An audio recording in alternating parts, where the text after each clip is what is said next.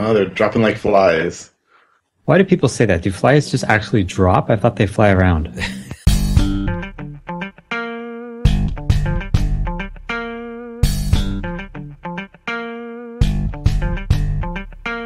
Hosting and bandwidth provided by the Blue Box Group. Check them out at bluebox.net. You're fantastic at coding, but do you have an action plan to take it to the next level? The upcoming book, Next Level Freelance, will help you optimize your freelance business for happiness. The book is packed with actionable steps to make more money, case studies, tips to find more clients, and exercises for you to establish your desired lifestyle.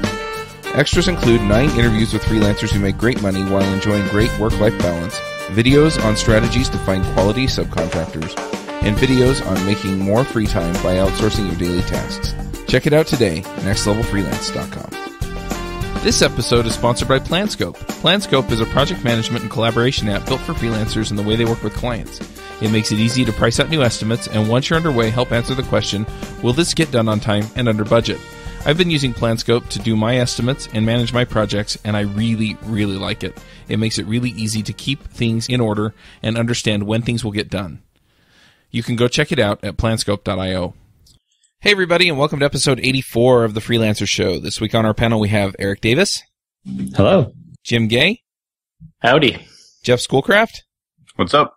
Reuven Lerner. Hi, everyone. I'm Charles Max Wood from devchat.tv.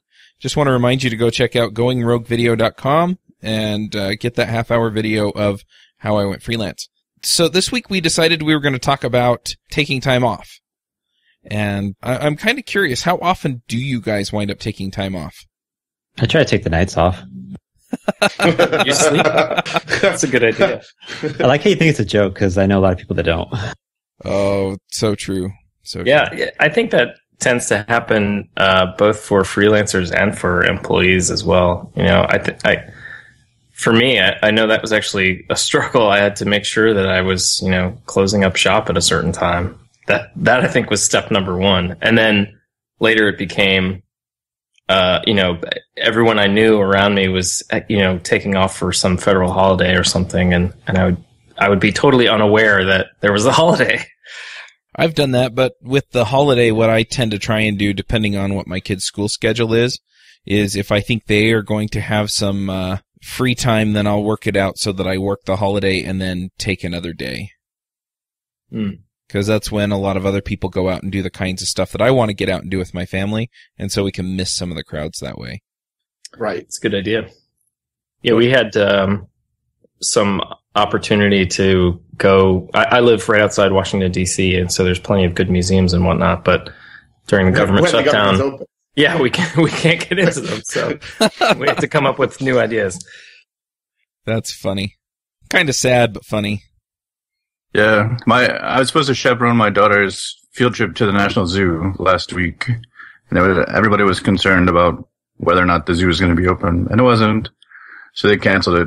But so an entire first grade, like 300 kids, just lost their field trip. A small thing, but it's annoying. Yep.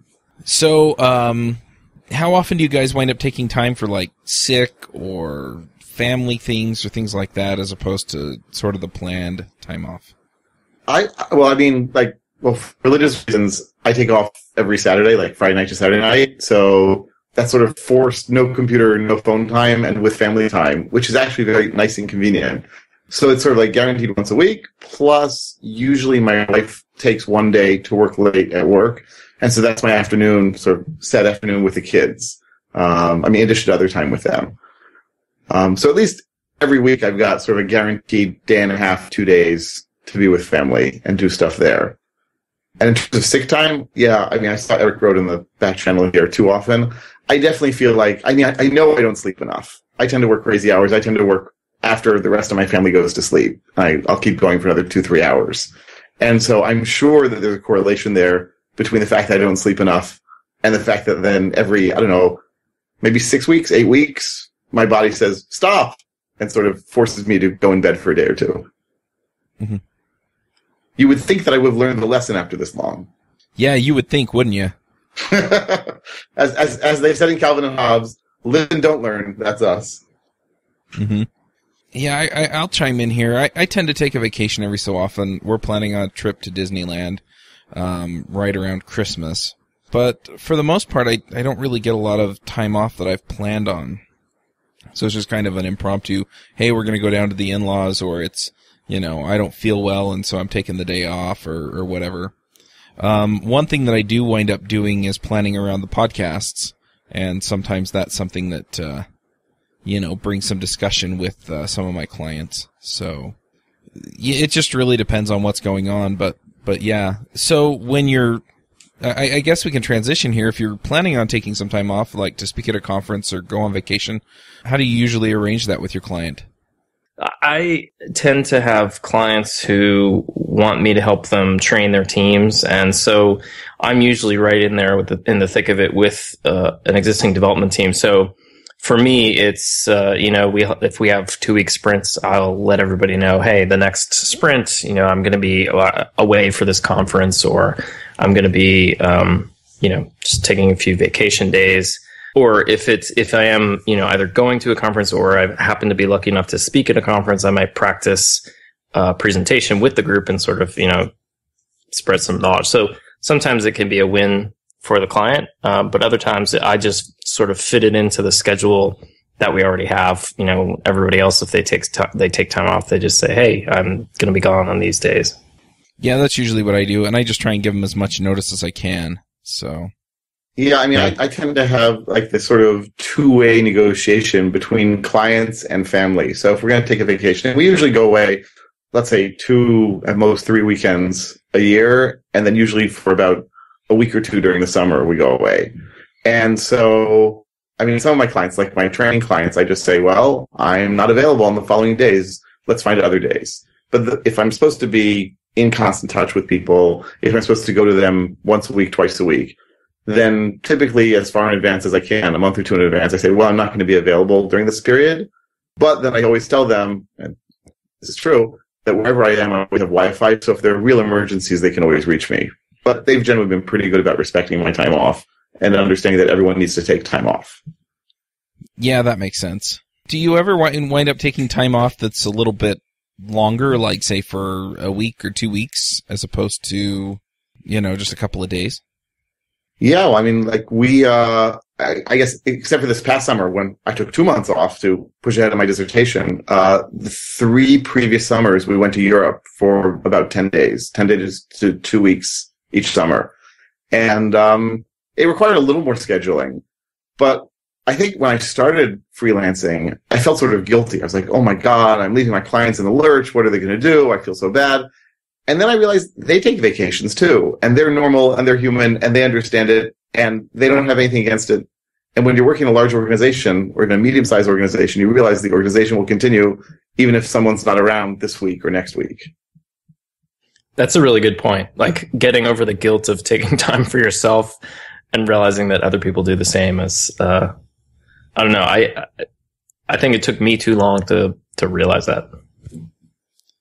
Yeah, and the reason that I'm asking is because that week that we're going to Disneyland, the week after that is New Media Expo and CES, and so I'm looking at taking part or all of that week off too. So I'm trying to weigh everything out and figure out what all I can get away with, and without leaving the client in a position that is not the best for them. So. Even when I'm on vacation, and maybe this speaks to my my nature of being addicted to such things, I'll still spend about an hour, maybe even 2 hours in the evening going through email and reading things. And so if they need a quick response, I'm there to respond. But for the most part, my clients have actually been very reasonable about it. They say, no, go on vacation. We'll see you in 2 weeks. Don't worry about it. Yeah, that sounds about right. When you're taking that much time off, for example, when you went and did your dissertation and stuff, did you save up just a whole bunch of money? Yes, but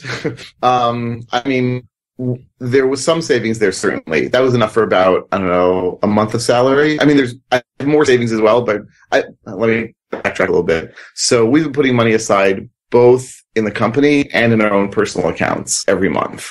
And so basically I use the savings from the company to pay for my salary for about a month.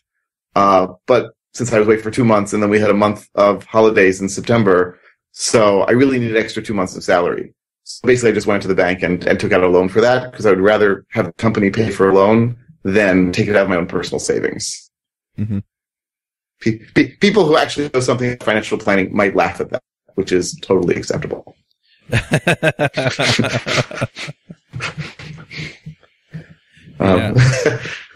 So, Eric, didn't you take some time off? Some extended time off? Yeah, and I'm actually doing it right now. Last year around summer when my daughter was born, I took maybe 2.5 months off. No work at all. I barely checked email. And then right now, I'm trying to think, I think I've been off since July, maybe end of July. So, a couple months there. And used to do it kind of like how Jim does it, where like I would tell the client like, hey, I'm not going to be around. It was nice because my clients, we'd be on like a weekly schedule. So I would just say, I'm going to work full time this week, but then next week, I'm not working for you and I'm actually not even going to be around. For these long extended ones, I've actually just kind of finished off my client projects, got them to a place where they're happy, and then said, I'm not going to be around until we'll say like November. And then around that time, we can reconnect, see if you want to do another iteration or two on your project, and we can pick it up there. And I basically just don't have any clients for a while, which it's working pretty good. It's a nice, relaxing time. I can kind of take care of stuff that's, you kind of put off when you're really busy. Mm-hmm. So I'll just tell a bit of a horror story from years ago. So like, you can feel a little bit guilty or worried about your clients. So I guess it was probably close to 15 years ago. I had a bunch of people working for me, and I went on vacation. And not just a vacation. I was on what they then called a geek cruise. So it was a tech conference at sea. They've changed their name since then. It was a lot of fun, although cruises turns out aren't really our thing as a couple to travel. And at that point, there was no internet access on the ships at all. So I was going away, and I didn't have access to email or phone for about, 10 days or so. And so I told my clients, don't worry, you'll be in the safe hands of this employee. And then I think I stopped off at one of the ports, I think it was Puerto Rico, and checked my email at an internet cafe. And I had mail from my client saying, what happened to you? That employee isn't around. And basically, so I spent the rest of the vacation making phone calls from wherever I was to Israel, trying to figure out what happened to this guy, who basically just decided to leave me in the lurch. So bad things can happen. And I spent a lot of time then repairing the damage from various places via email and via phone. But now I just make sure to really prep people and make sure that if anyone's going to take over for something, they're reliable. Yeah, there's a horror story for you. So, what about sick days? So if you're not feeling well, to what extent do you handle that? Depends on how sick. If it's like a minor sickness and maybe like my head's just not all there, I'll take like a half day and try to rest half the day and put in, another good half day. If it's worse than that, or if I feel it's going to affect the quality, or if I have to do some really intense thinking, I'll try to take the day off and then make it up later that week. Or if it's an extended sickness, I'll, tell a client, like, I'm just not feeling good. Here's why. I don't think it's best, and it's in your best interest for me to work. If you really want me to, I can. And, basically let them make the decision on if they want me to go at like half pace, or if they're willing to kind of push the deadline back or, reschedule things. Yeah, pretty much. If I'm sick, I tend not to have to lay down and drink fluids and eat soup or whatever very often. But when I do, I generally just take off. And it's almost worse with the kids. And whenever they get sick, my wife's a teacher and I'm at home most of the time. So it's easier for me to get the kids from school. And school rules, if they're sick, they have to be out with a fever, they have to be out until their fever is down for 24 hours without medication. And so I end up just taking all those days off too, because it's hard to deal with a sick kid and try to focus on client work at the same time. I think even though I said earlier that I probably get sick, every 2 months or so, that was probably a bit of an exaggeration. But I'm rarely stuck in bed for a few days sick. That's probably happened, say, once or twice a year. And somehow the Germans are very cooperative and manage to only put me out of commission when I don't actually need to be anywhere. So it usually happens, I'm sure that's also partly psychosomatic, right? But basically, if I have 3 days when I don't have anything scheduled when I'm planning to be in the house, that's when basically I'll be out of commission. So it's pretty unusual for me to actually cancel for being sick. But with just about kids, yeah, that definitely happens where my kids will be sick. So sometimes I'll have to move meetings around for that. Or my kids are now big enough where I can leave them at home on their own for half a day or even sometimes a day. I've got 4 kids and they're all still pretty young. And so I remember, I think it was last year, was particularly bad. People were getting sick all the time. We would get well for about a day and then get another illness. And so we've had times where we were literally getting sick, every couple of weeks or every couple of months. And so far this year's been better, but the way I've tried to manage it is I would, try to do what little work that I can. If I needed to be in a particular meeting, I'd make time for the meeting or something like that, but then just say, I can give my feedback, but any effort I put into critical thought probably is going to lead nowhere except for just burning time. So I often try to just take time away and not do anything. And even that's a challenge because I already have, kids and family to deal with outside of work. So I feel like I can never spend the time. My wife is the same. We never really get the chance to spend time just in bed, even though that's probably what we need and would get us recovered faster. Yeah, I get tension headaches periodically, and so with those, I'll tend to go and lay down for half the day and do that kind of thing. And I just shoot off an email or get on Skype with my client and just let them know that that's where I'm at. And most of the time, they're pretty understanding. It's like, okay, well, thanks for letting me know, and we look forward to whatever work you get done when you're feeling better. Let's say another thing is, it depends on your project too. Like a lot of the stuff I do is like internal things, and there might be a deadline, but it's mostly an internal deadline. Like there isn't a big PR launch. And so most of my clients are like, yeah, they just push back their expectations a few days. It's not a big deal for them to change and renegotiate schedules. But if you're doing like a lot of public work, that, that could have an impact because you have to actually get stuff done. Mm-hmm.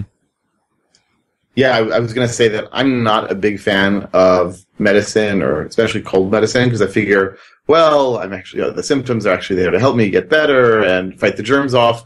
But since I started doing a lot of lecturing, and I actually have to appear somewhere at a time and be able to perform, even if the cold medicine is just helping with the symptoms and even extending the cold, turns out that can be pretty useful. So it's not unusual if I get a little sick or medium sick and I still have to lecture, I'll just go out and take a few cold pills with me and drink enormous quantities of tea, or even more enormous quantities than I usually do while lecturing. Yeah. So one thing that I want to talk about just a little bit is when you're forced to take time off and you don't have a client. Do most of you guys have money in the bank that you can kind of live on for a little while? Yep. No, I do. Not when I was starting. When I was starting, I did just about everything wrong that you could do wrong. I got wrong. It's like quit or leave a job, or however I ended up not having a job. No money in the bank. Taxes were an issue. Getting clients to pay was an issue. But I'm much better now. I don't know, 5 or 6 months or something of salary that I can do what I need to with to give me a little bit of buffer. But man, in the beginning it sucked. I've been in that position a few times actually, where I wished I had saved up some more money than I had, and yeah, it's not a pleasant place to be. We started, I guess it was a number of years ago already, as I said before, putting money aside in both the business account we started about a year and a half ago, but personal account we started a number of years ago putting money aside, and I'm guessing we have about 8-10 months of salary now in there just in case. And it's nice to know. I mean, as I said before, we're not using it right now for my time that I took off over the summer for a variety of reasons, but it's good to know that if things are really tight, if we really need, we've got it there. We're not going to. My wife is also a freelancer, and she just left a big job that she had. And basically, we don't have to worry about it that much, because worst comes to worst, we will be able to pay the mortgage. We will be able to buy food to eat.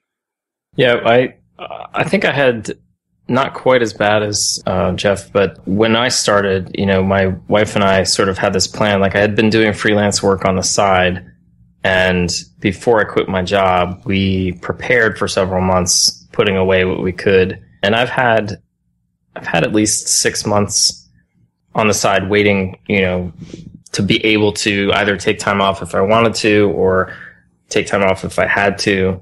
and I'm right now actually sort of in a holding pattern. I'm working on finishing up my book, and so I'm turning away work at this point for now. So I'm going to take a couple months and just try to finish it up and get that done.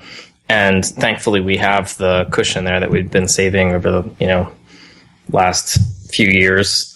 So it definitely pays off because I'm still able to care for my family. I'm still able to be involved in the things I want to be involved in, and I'm not stressing out about it. Like if I needed to take time to finish up this project and get my book out there and done, and I didn't have the money in the bank to give me at least the breathing room where I felt like I could buy food for my family or pay the mortgage, it certainly would be really stressful. And I have definitely gone through times where you work on your day job all day long, and you have all those stresses, and then you have to help take care of your family, and then you try to do your side project where you're trying to build a product or something like that, and that is just exhausting. And that's usually when I get sick, and then I end up needing to take time off when I feel like I can't afford it, and it's just a cycle. So I've been focusing lately on making sure I'm exercising, making sure I'm getting plenty of sleep,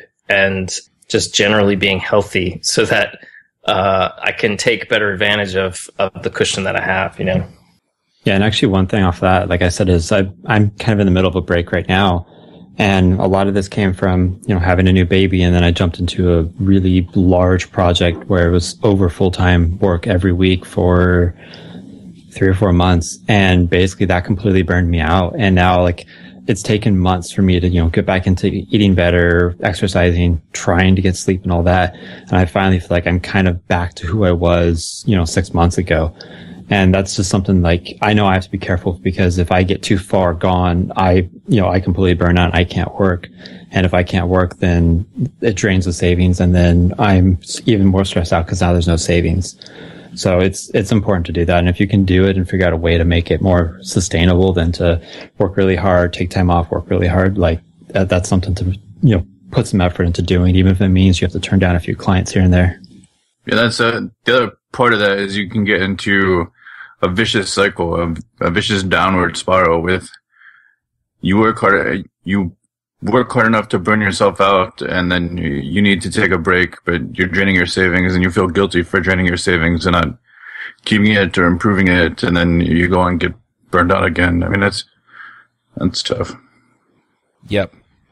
Vacations is something that came to mind for me. I had, at least in the past, been pretty bad about tuning out during vacation. We would go away and I would still check my email and I would try to stay on top of things, and somehow emergencies always crop up when you're not supposed to be working. And it took me a long time to slowly pull away. As my family would need time away, we'd take either a long weekend or a week or 2 weeks or whatever it is.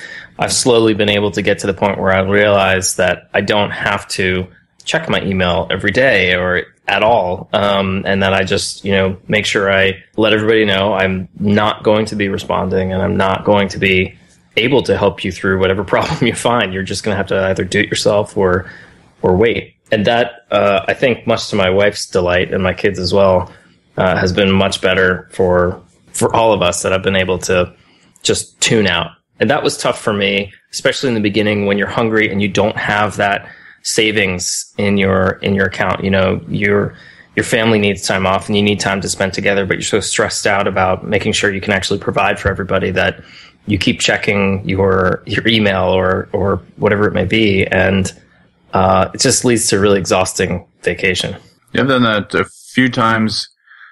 So I've done a working holiday, or try to vacation. I'll go to the beach and I'll work a couple hours a day, and then do the vacation the other time, and it just bleeds into everything, and it's just not that helpful. You can't completely get away from everything and de-stress and enjoy the family.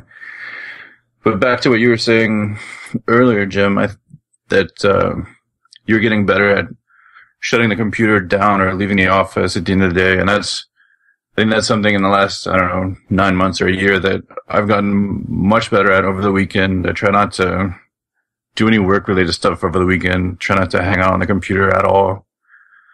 Partially, the kids help because we have soccer and swim meets and God knows whatever else going on the weekends. But it's nice to have a break a couple days where we're not doing anything. But yeah, it's tough to get in that habit. Yeah, it took me a long time to work up the confidence to say to people, well, I'm just not going to be available for the next few days. In fact, this just happened literally in the last 24 hours. 2 companies called me and said, we'd really like to meet with you. And I planned on the next few days being just dissertation days, doing a little bit of work for clients, but not a huge amount. And so I said to them, sure, I'll be happy to meet with you next Tuesday, next Wednesday. And when I started freelancing, I would have been petrified to say that to someone because from my perspective then, well, if I say that to people, clearly they're just going to leave me because I'm not at their beck and call and can't snap to attention. But no, they seemed okay with that. And so I'll meet with them next week. So clearly what they thought were problems are not, that doesn't make them burning emergencies. But then the flip side to all of that is if you show instantaneous availability, then it could either, one, make you more undesirable because you have obviously nothing to do because you're just sitting around waiting for someone to call and ask you to do it, or you're setting a precedent that lets them know that they snap and you jump kind of thing. It's the psychology of this is annoying, but we have this electrician and plumber who we use in our house. We've used him for a few years. And my wife is always amazed. We say, oh, we're going to call the plumber. She calls him and he says, okay, I'll be over in half an hour. And we're always wondering, is he just waiting for a phone call? Doesn't he have any other clients? That, I mean, given all this though, I mean, I mentioned this before, I'll say it again. When we're on vacation, I do still check my email. I don't think that's a terrible thing, but, you know, I usually restrict it to say only about an hour, maybe 2 hours a day. So wherever we go, whenever we get a place, that we're renting on vacation, I just make sure that there's Wi-Fi. But truth be told, we use that to plan the next days anyway, beyond just email. One thing that changed for me was that I would go on vacation with my laptop, and that's a horrible idea because it's just too easy for me to do any work I need to do on a laptop. And so I think the last time I went to Universal over the spring break or something, I didn't take a laptop, just took an iPad. I mean, I could still do Skype if I had to do Skype. I think I did it one day because there was a deployment going on that I knew about, and I could SSH, but SSH with iSSH or whatever you try to use an iPad is really freaking painful, especially if you don't have a keyboard. So it just conditions you not to use it for anything. Regular expressions. Yeah, I mean, just anything. I mean, it's really annoying trying to use it. I mean, all the meta keys are not convenient because you don't have a keyboard for that, so you're always pressing a modifier to get something else. But I mean, it's nice because it's so painful that you don't want to do any of that. And you can check email, but I mean, I'm not going to reply more than a sentence or two without a keyboard. And so if I have to touch type, I'm not a texter. So it's just limiting myself and the hardware I take makes a big difference in how much I actually want to do or try to do for the business. One thing we did a couple of years back is we went up to the BC Islands in Canada, and I don't even remember the island name, but there was literally one semi-public Wi-Fi spot on the island. And it was like a cafe that was only open like 5 or 6 hours out of the day. And it shut down like before it even got dark. Like it was tiny. And we didn't have like whatever international stuff on our cell phone. So the only internet access we had was my old Kindle had 3G in Canada. And if anyone's used the old Kindle web browser, you know, like it is, I mean, dial-up modem makes it look pretty cool. It's a step above links. Yeah. Like, and I tried to do that to log into like my webmail account for Rackspace to like, check in on stuff. And I'm like, yeah, this isn't going to work. And I can't remember how long we were up there, but it took a few days and I finally disconnected because I couldn't actually get the things. And I'm like, look, if there are actual servers on physical fire right now, I can't do anything to put them out and just let them burn. And I got back into the US and immediately jumped on my email, but there wasn't anything that really blew up, and anything that was was an emergency. It kind of got downgraded to like a threat level yellow by the time I got back. But it was a nice a nice experiment to really get away and get completely like off the grid. And it was relaxing. So, I mean, that's something to think about with your vacations. I mean, you can, try to take just an iPad and try to limit it. But if you actually go someplace where you actually cannot physically get on the internet, it's kind of an adventure. The discussion we're having about time off is interesting in light of I had a project where checks just weren't coming in. Invoices were being ignored. They were late. And so I contacted my project manager and I was just like, hey, I'm not getting paid. I'm not going to be in today. I'm going to take the day to work on some other things and hopefully this will get sorted out. And had that just been a sick day, it would have been, oh, I'm sorry, we'll make do without you and we'll see you on the next day. But because it had to do with payment, everything sort of just got really crappy. And I think it's so interesting because everything's very amicable when somebody's sick. But as soon as there's like a money problem in it, at least with this particular situation, it became a serious problem that strained the relationship, which I found was odd. They didn't apologize and commit to quickly remedying it. They were upset that I would take the time off. How dare you expect to get paid, you greedy person, you. Exactly. That's funny because I've kind of had the opposite thing where I basically told somebody, I haven't been paid, so I'm probably going to wind up taking tomorrow off. And they like jump through hoops. We'll overnight you a check, or whatever it is. Yeah, that's what I thought. I thought I'd get that, but I should have just I should have said, "Oh, I'm going to take a sick day." And by the way, I haven't been paid.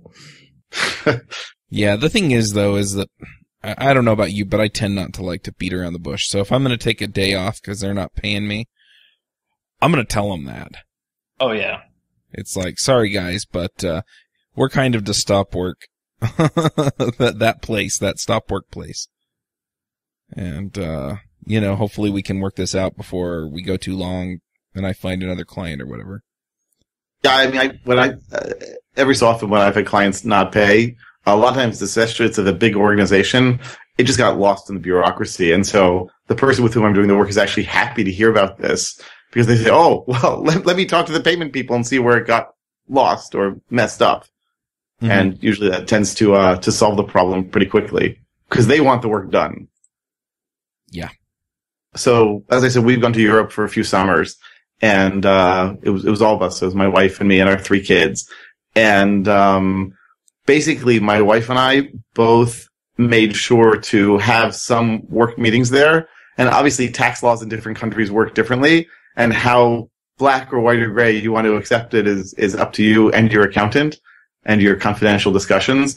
But basically, because my wife and I both did work, had some meetings during our vacation, we were able to treat both our plane flights and the rental of the apartment we got through VRBO as business expenses as opposed to personal expenses, which was kind of nice.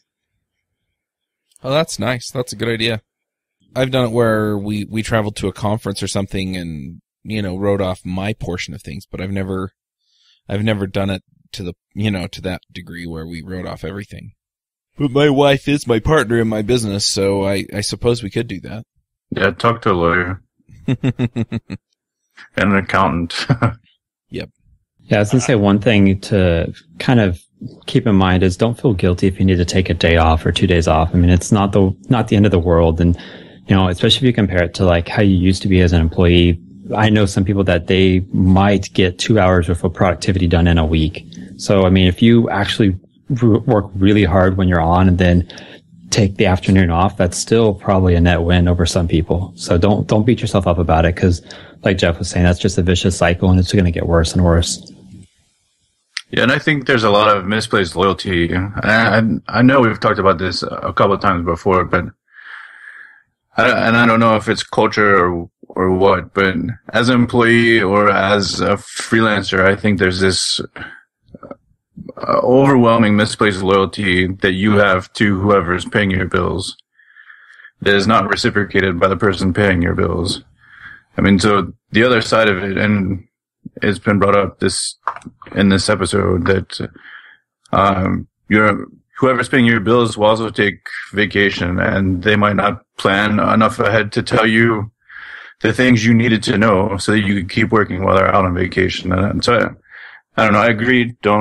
I don't feel guilty about it. And I think there's a lot of misplaced loyalty. And it's one of those things when Eric was saying that the situation got downgraded to like Code Yellow or something. And so not only was he able to go off, but the customer survived, and having that barrier of time actually could figure out that it wasn't such a bad deal. The customer could figure out that it wasn't such as big a deal as he thought it was, and fly off the handle and, oh my God, everything's on fire kind of thing. So yeah, it's kind of, this is egotistical is not the right word, but if you either as an employee or freelancer think that by taking a day off that the company you're working for is going to go bankrupt, that's, I mean, I don't know what else to say, but that's kind of egotistical. Like the company's going to survive. The business is going to survive. Yeah, they might have problems and it might take them a bit to kind of fix stuff, but realistically, you're not the core centerpiece of anyone else's business but your own. And so you kind of have to keep that in mind.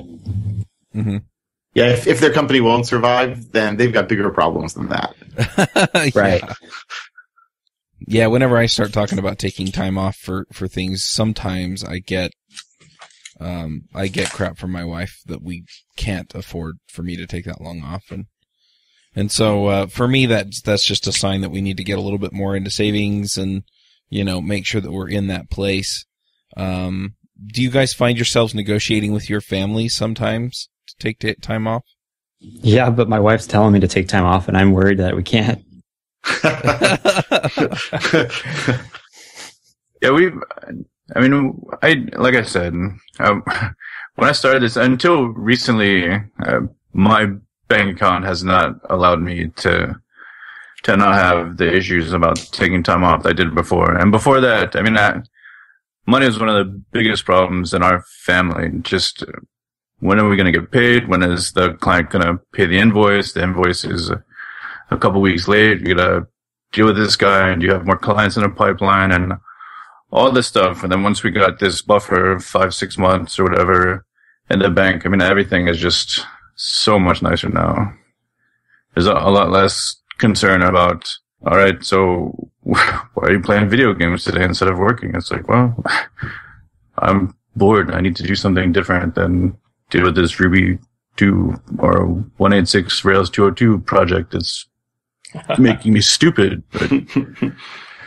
But no, so we did for a while in the beginning. That was probably one of our biggest points of contention, was just the money flow issue, cash flow issue, and where and when it's coming in and how's it coming in and all this other stuff. But once we're able to build this cushion, I'm a lot less concerned. She would be happy, I think, like Eric is saying, if I could take off the summer and not work. That's my goal. My wife and kids are both in the school as a teacher and students. And so if I can take the summer off and not have to deal with it, I think I'd be happy to do it. And so would she. Yeah, with us, it's always sort of, as I said, this like multi-way negotiation. So we definitely want to go away to Europe again next summer. And so I just, in the last 2-3 days, received an invitation to a conference that has to do with my PhD research. That's in Europe every 2 summers. And we said, oh, well, Vienna, end of August, that might be nice. So we're talking about, well, can we do this for 1 week? Can we do this for 2 weeks? So we're already starting to sort of put the process in place that'll allow us to consider financially what would be involved and how we could pay for it and how long we would be there. I wouldn't say I get pressured to go away more, but my wife said, look, if we're already going away, why don't we just make it 2 weeks? Because we always really enjoy going away. And, a few days aren't going to make that much difference. And she's probably right. And this is a slightly different point, but I find that when I take a vacation, what do you know? It really is nice and refreshing. And I come back with a clear head and I can do better work. So after years of not really taking vacations, it's definitely worth doing. Yeah. So that leads me to one other question. You did mention that you take off to Europe during the summer. How long do you usually go? Oh, like a week or, I think the most we did so far was 2 weeks. Yeah, I think it was either 10 days or 2 weeks. And so once was in conjunction with a conference, and then twice we just sort of went on our own. Once we sort of figured out the formula for it, which is we go to a city, we don't rent a car, we only use public transportation, we rent an apartment there as opposed to a hotel room through VRBO or HomeAway, and then we just use that as our base and we go shopping at the local supermarket and don't go out to eat much, which is a huge, huge, huge money saver. And then we just, and we go to a lot of museums because my wife is a curator and we've all learned to do that a lot. including my kids. So if you ever want to see children enjoy an art museum, you're welcome to tag along with us. It's not science fiction. Yeah, it just sounds like fun. And I keep thinking that it'd be fun to do that kind of thing where we just, kind of go live in another country for a few weeks.